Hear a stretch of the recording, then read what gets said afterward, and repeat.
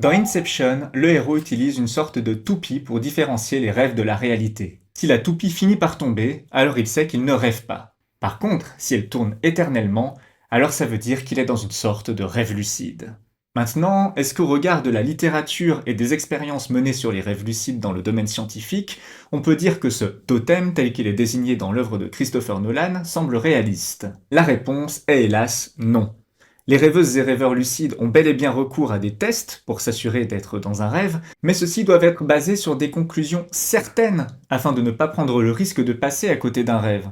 Or, il n'y a absolument rien de certain à ce qu'une toupie générée dans notre rêve puisse tourner indéfiniment.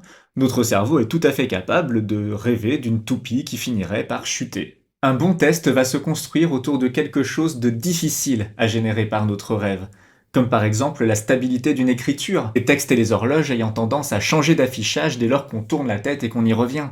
Ou encore la délimitation de notre corps, suffisamment floue pour nous permettre de pouvoir respirer à travers un nez que l'on boucherait. Bien entendu, l'avantage de la toupie, c'est qu'elle est cinématographique, qu'elle est très vite devenue iconique, et qu'à moins qu'on soit un gros geek sur la lucidité, eh ben en vrai, elle est tout à fait vraisemblable.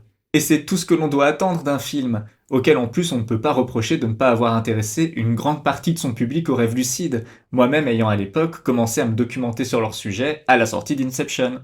Mais ça ne veut pas dire non plus que je n'ai absolument aucun recul sur cette œuvre. Alors si jamais, abonnez-vous, peut-être qu'on en reparlera un jour.